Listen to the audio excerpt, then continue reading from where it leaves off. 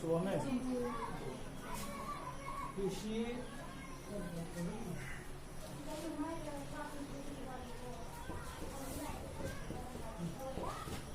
ऐसा ठोस आकृति जो स्पेस मतलब होता है आकाश या वरिमा। ऐसा ठोस आकृति जो स्पेस में एक निश्चित बिंदु से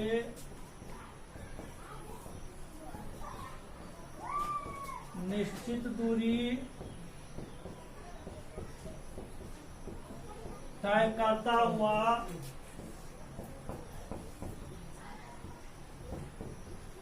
अपना पथ तैयार करता है,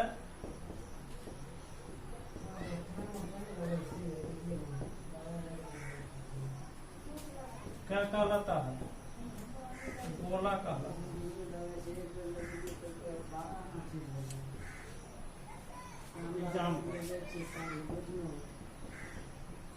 बॉल, फुटबॉल, गोली, etc. ये सब होता है। ठीक है।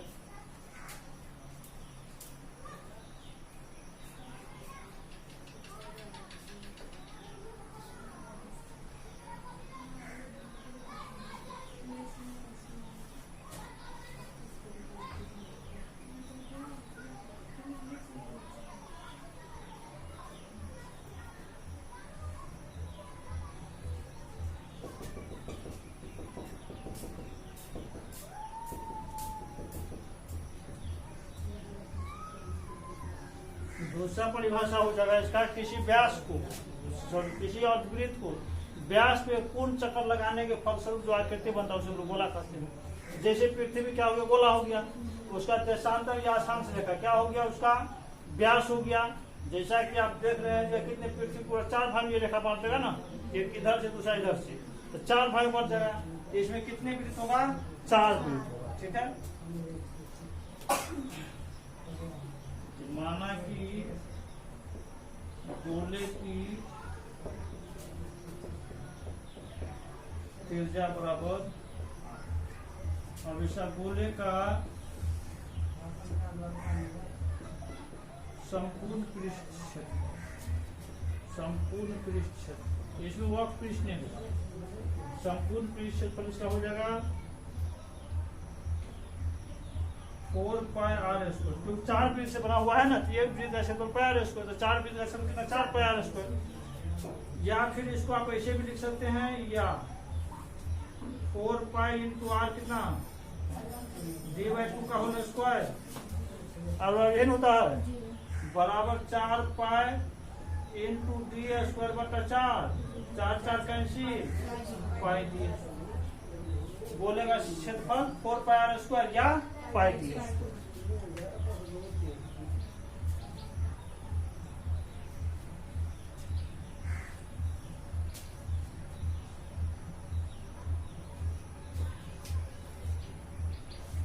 गोले का आयतन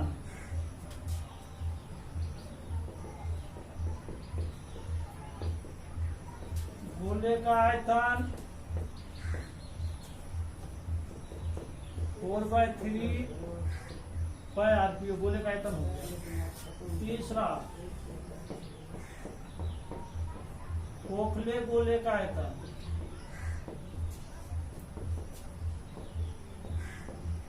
बाहरी आयतन माइनस भीतरी आयतन।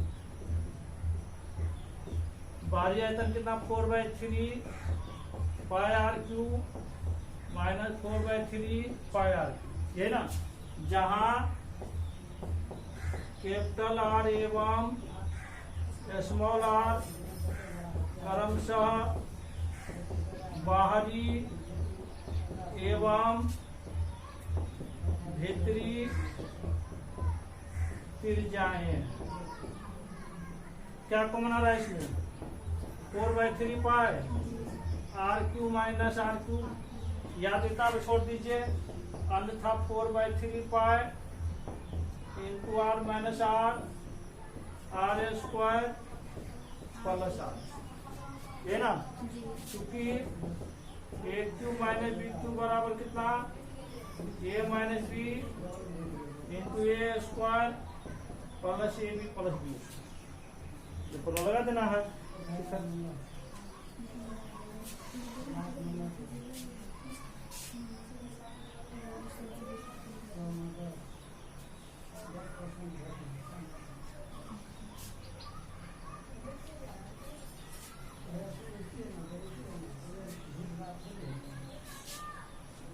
अब आइए और गोला के बारे में जानिए, गोला बस इतना ही पढ़ना। और गोला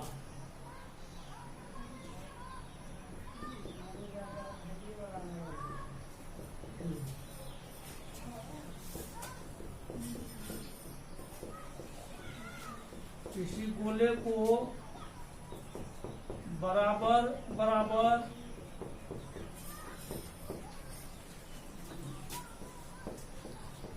दो भागों में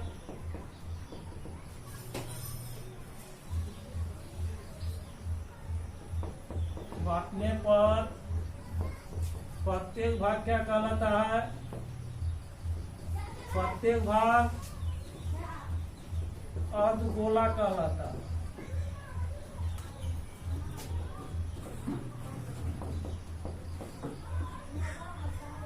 ठीक है, अब देखिए यहाँ, अब जैसे कटोरी देखिए ना, भीख मांगने वाला, ये कटोरी हो गया चांदी का, भीख मांगे चांदी का कौन देगा। अब ये केंद्र इसका हो गया, अब ये तिरछा, ये भी तिरछा ही होगा, क्योंकि कटोरी जो होता है तो जितना दूरी गहरा नीचे होता है उतना ही दूर पर सब समांतर दूरी पर रहता है ना। ठीक है, तो ये आर है, ये भी आर होगा। अब इसका वक्त फिर हम लिख नहीं सकते, माना कि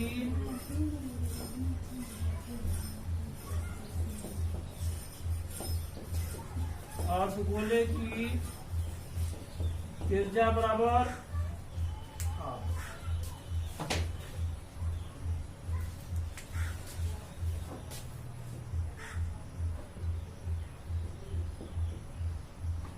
अर्धगोले का वक्रपृष्ठ क्षेत्रफल, अर्धगोले का वक्रपृष्ठ क्षेत्रफल क्या होगा, सो ध्यान रखो। नीचे वाला भाग हम नहीं लेंगे, ऊपर वाला भाग लेंगे, तो दो ही साइड होता है, दो ही साइड होते हैं, पृथ्वी गोलाकार होगा, दो ही साइड होगा। ये कटोरी देखो तो उसका वक्रपृष्ठ निकालेंगे तो नीचे पेन मतलब पेंदी जो नीचे में रहता है और ऊपर वाला भाग खुला हुआ है, तो दोनों साइड वाला हम लोग निकालेंगे, दोनों साइड वाला निकालते क्या होता है, वृत्ताकार होता है, तो दो वृत्त से मिलकर बनता है, तो कितना हो जाएगा 2 पाई r²। यदि दूसरा नंबर संपूर्ण लेते हैं, मतलब कटोरी का संपूर्ण पृष्ठ का क्षेत्रफल अगर निकालेंगे तो साइड वाला हो जाएगा और नीचे में पेंदी जो रहता है कटोरी का, ठीक है, तो उसका क्षेत्रफल, तो अर्धगोले के संपूर्ण पृष्ठ का क्षेत्रफल, संपूर्ण पृष्ठ का क्षेत्रफल वक्रपृष्ठ प्लस आधार का क्षेत्रफल, आधार का क्षेत्रफल, आधार कैसा वृत्ताकार है, वक्रपृष्ठ कितना होगा 2 पाई r², आधार का क्षेत्रफल कितना पाई r² बराबर कितना 3 पाई r²। यह अर्धगोले का संपूर्ण पृष्ठ हो गया, गोला में नहीं होता वक्रपृष्ठ। तीसरा, अर्धगोले का आयतन, अर्धगोले का आयतन बराबर हो जाएगा, गोला के आयतन में 2 भाग लगा दीजिए, तो 4 बटा था ना, तो 2/3 पाई r³, ये हो गया अर्धगोले का आयतन, हो गया।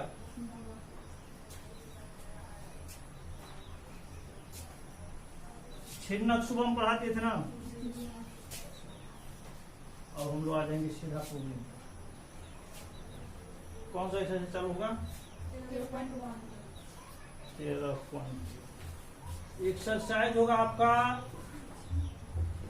13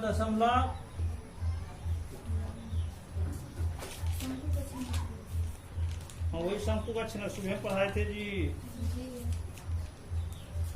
13.1 में पहला सवाल है, दो घनों जिनमें प्रत्येक का आयतन कितना दिया हुआ 64 सेंटीमीटर। प्रश्न से प्रत्येक घन का आयतन कितना होगा? 64 cm3। घन का आयतन क्या होता है बोलो? भुजा क्यू बराबर कितना? 64। भुजा क्यू बराबर कितना होगा बोलिए? 4 का क्यू 4 का क्यू 64 नहीं हो जाएगा जी, 3 नहीं कर जाएगा। दिस सिंपलाई भुजा बराबर कितना हो गया? 4 सेंटीमीटर। ये क्या निकल गया? घन का भुजा निकल गया। अब क्या है जी? एक घन का भुजा, प्रत्येक घन का भुजा हो गया 4 सेंटीमीटर। दो घन को जोड़ेंगे तो मान लो ये घर है, इसमें इतना बराबर दो घर जोड़ेंगे तो इस घर का क्या सब बढ़ेगा? चौड़ाई बढ़ जाएगा, लंबाई बढ़ जाएगा, ऊंचाई बढ़ जाएगा। कैसे बढ़ेगा? ना ऊंचाई बढ़ेगा ना चौड़ाई बढ़ेगा। चौड़ाई भी तो इतना ही रहेगा, केवल लंबाई ना बढ़ेगा जी। इतना बड़ा घर इसमें जोड़ेंगे तो मान लो यहाँ से इधर जोड़ते या वहां से उधर जोड़ते, वही ना करेंगे तो केवल लंबाई ना बढ़ेगा, ऊंचाई बढ़ाएंगे, चौड़ाई भी तो इतना ही रहेगा। तो क्या सब बढ़ेगा? केवल लंबाई बढ़ेगा। लिखिए, दो घनों को जोड़ने पर प्राप्त आकृति क्या होगा? घनाभाकार होगा। घनाभाकार होगा मतलब घना होगा।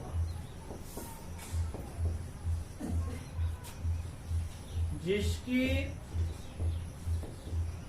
केवल लंबाई बढ़ेगा, केवल लंबाई बढ़ेगा, चौड़ाई ऊंचाई समान रहेगा। इसीलिए घनाभ की लंबाई L बराबर कितना? दो घन को जोड़ रहे हैं ना, 4 + 4 8 सेंटीमीटर। घनाभ की चौड़ाई B बराबर कितना होगा बोलो? चौड़ाई बराबर चौड़ाई B बराबर 4 सेंटीमीटर। घनाभ की ऊंचाई कितना होगा? H बराबर 4 सेंटीमीटर। मतलब चौड़ाई और ऊंचाई नहीं बढ़ा, केवल लंबाई बढ़ा है। दो घन को हमने जोड़ दिए, दो घन को जोड़ देंगे केवल लंबाई नहीं बढ़ेगा। इसीलिए क्या ज्ञात करना है इसका? घनाभ का पृष्ठीय क्षेत्रफल। इसलिए घनाभ का पृष्ठीय क्षेत्रफल बराबर कितना? 2 × LB + BH + LH, यही ना? 2 × 8 गुना कितना? 4 + 4 गुना 4 + 8 गुना 4 ये होगा जी। बराबर कितना होगा? 2 32 16 32 बराबर कितना? 2 गुना कितना होगा जी? 80 हो क्या? जोड़ के देखो, 160 सेंटीमीटर स्क्वायर या वर्ग सेंटीमीटर हो गया।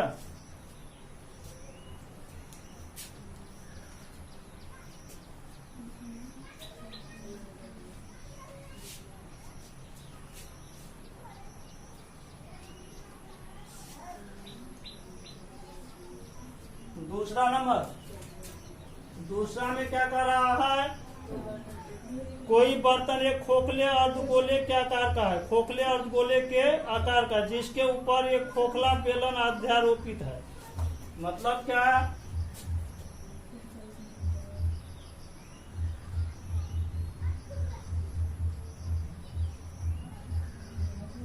अर्धगोला है, इस पर एक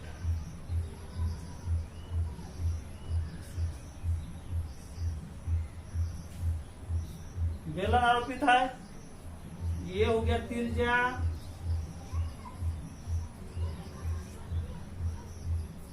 इन हो गया। एक आ रहा है इसमें, ये खोखला बेलन है और गोले का व्यास 14 सेंटीमीटर। इस बर्तन की कुल ऊंचाई 13 सेंटीमीटर। कुल ऊंचाई कितना दिया हुआ है? 13 सेंटीमीटर, है ना। प्रश्न से अर्धगोले का व्यास कितना? अर्धगोले का व्यास बराबर बेलन का भी व्यास होगा ना, है ना। बेलन का व्यास होगा जी। बेलन का व्यास डी बराबर कितना? 14 सेंटीमीटर। इसीलिए त्रिज्या आर बराबर कितना होगा? d/2 बराबर कितना? त्रिज्या 7 सेंटीमीटर। बर्तन की संपूर्ण ऊंचाई, बर्तन की संपूर्ण ऊंचाई कितना दिया हुआ है? 13 सेंटीमीटर। इसीलिए बेलन की ऊंचाई कितना होगा? बोलो। बेलन की ऊंचाई ये 13 सेंटीमीटर पूरा ना है। अब बेलन तो आपका यहीं से है ना, यही बेलन की ऊंचाई होगा। तो पूरा में से इतना घट जाएगा। तो ये कितना बराबर है? ये कितना बराबर है?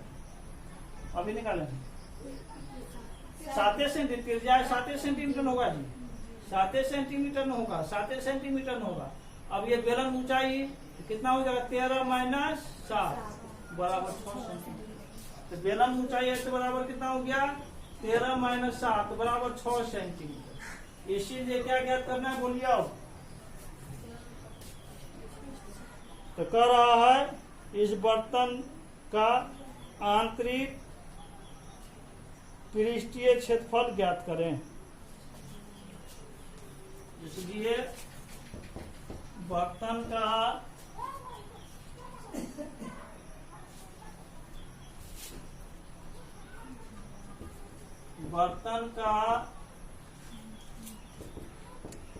आंतरिक पृष्ठीय क्षेत्रफल क्या होगा? अर्धगोले का संपूर्ण पृष्ठ प्लस बेलन का संपूर्ण पृष्ठ।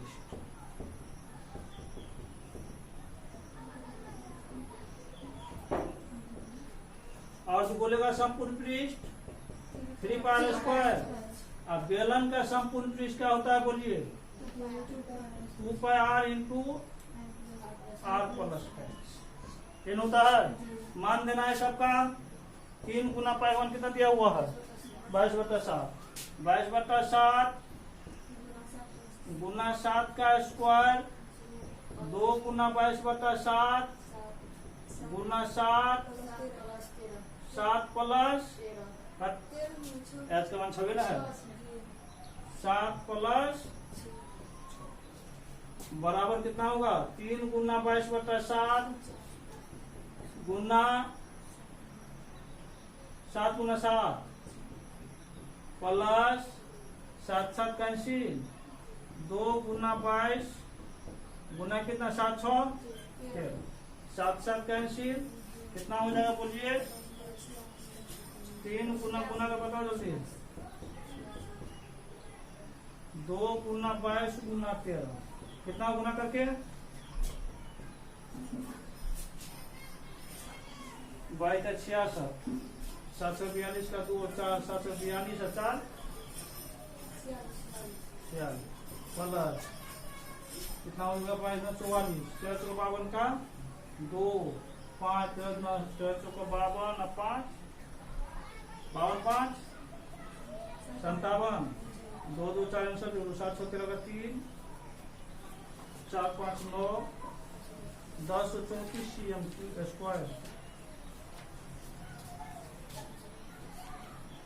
दूसरा कितना है? 572 सेंटीमीटर।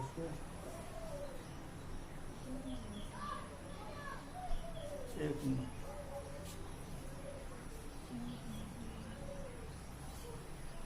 अर्धगोले का व्यास उतना एक बर्तन पूर्ण से 13 सेंटीमीटर बर्तन का आंतरिक पृष्ठीय क्षेत्रफल आंतरिक पृष्ठीय क्षेत्रफल। पृष्ठीय क्षेत्रफल बात करते होता है संपूर्ण पृष्ठीय क्षेत्रफल। देखो पृष्ठीय क्षेत्रफल का मतलब होता है वक्र पृष्ठ, ठीक है। और संपूर्ण पृष्ठ जब ज्ञात करना रहेगा वो लिखा हुआ है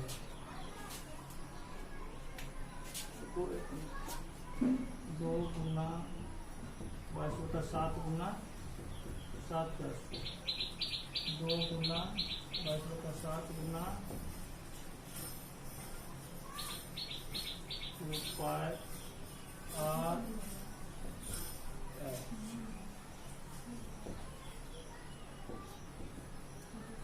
2 गुना 22 गुना 7 प्लस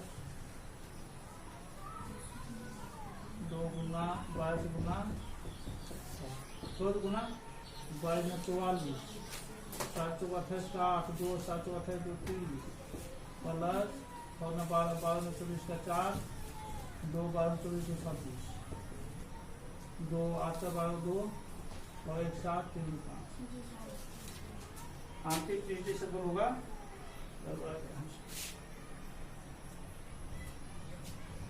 अर्धगोले का वक्र पृष्ठ संपूर्ण पृष्ठ में लिखा हुआ है। अर्धगोले का वक्र पृष्ठ प्लस क्या होगा बोलिए बेलन का वक्र पृष्ठ, यही ना। अर्धगोले का वक्र पृष्ठ कितना 2 पाई r स्क्वायर।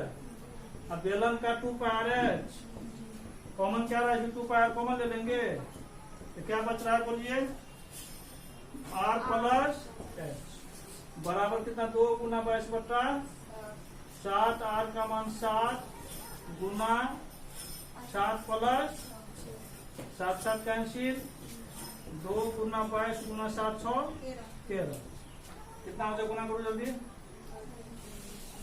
13 गुना 26 26 ना 52 का 2 5 6 ना 52 5